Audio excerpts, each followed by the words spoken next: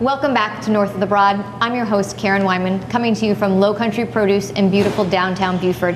I'm joined this afternoon by Diane Vogie and Sandy Dimke from the Tabby House. Welcome, ladies. Thank you. Thank you for having us. Yeah, we're really excited for you to be here and give us some information about what the Tabby House is, how long it's been operating, and what makes it just so great.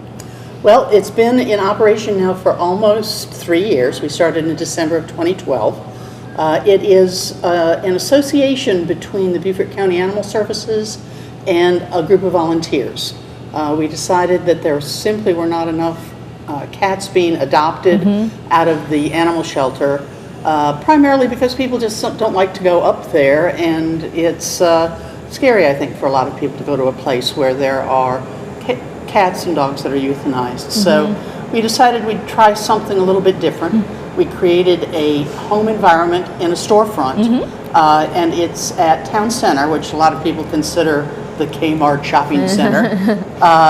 We have 35 cats running free in the facility, and we run it strictly with volunteers.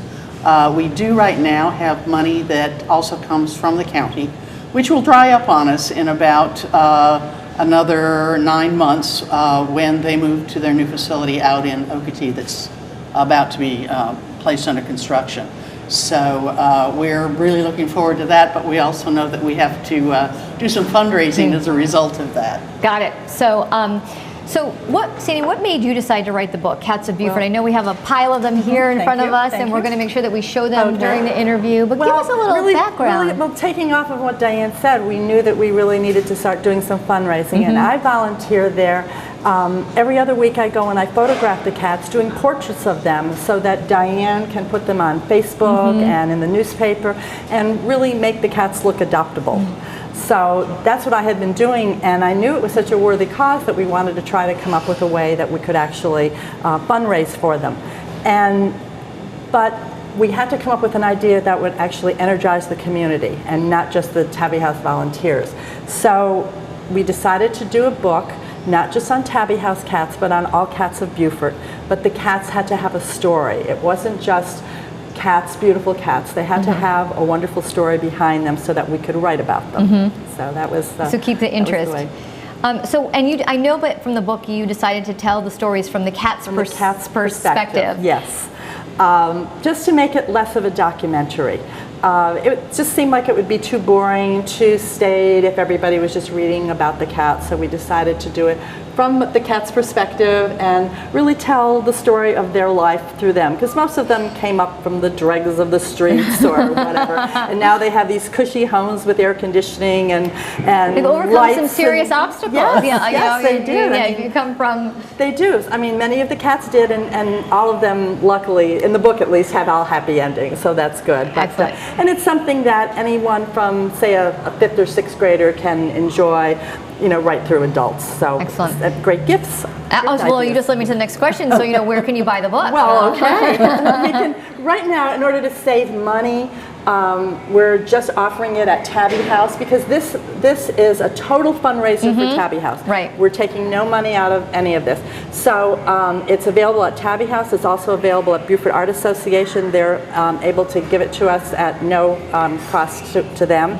And through myself and Diane, and we're just trying to do it that way so that Tabby House can get all the money. Get as many proceeds as possible. We've printed 200 of these books, and if we sell all 200 and not print anymore, but if we at least sell the 200, Tabby House gets $2,000. So that's a really good start. Which is huge for us. Yeah, huge, yeah. Right, just to maintain those overhead costs in order to pay the rent. Exactly. So if people want to help you, in addition to buying the book, are you looking for people to volunteer either their services or items in order to help take care of these animals? Absolutely. Okay, we always have a lot of needs. Volunteers are essential. We have a lot of good, solid volunteers, but what we're always looking for are volunteers who can devote a specific number of hours every week so that we know when they can be there.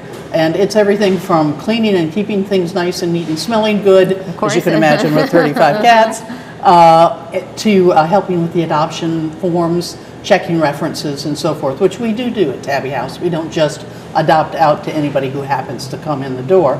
Because you're looking to provide, a stable, compassionate environment for these animals. And we don't want them to come back because it doesn't fit the family, right? So that's very important to us. We always foster first and then adopt later. But we also need money. That's going to be even more essential to us as we go along. And in-kind donations, litter, food, dishwashing liquid, bleach, all those kinds of things that you need to keep a place looking nice and smelling good. Well, great. So people can call you, or we'll put up your website information so that Absolutely. they can go there to contact you to see what cats are available now for adoption, to see how they can contribute, whether it's in kind or volunteering their time. So we'll make sure that we share all of that information. The easiest way, though, is for them to physically contact Tabby House, to come down and see Tabby House and talk there. There is no website. We have a Facebook page. Okay, Facebook page. And we do have an Instagram site now as a result as well, because we have some younger volunteers who are much more adept at that. We're starting with social media. There you go. All right. So thank you, ladies, so much for being guests. It was fun. Yeah, and sharing all the information about the Tabby House. We wish you the best of luck. That wraps up this edition of North of the Broad. See you next time.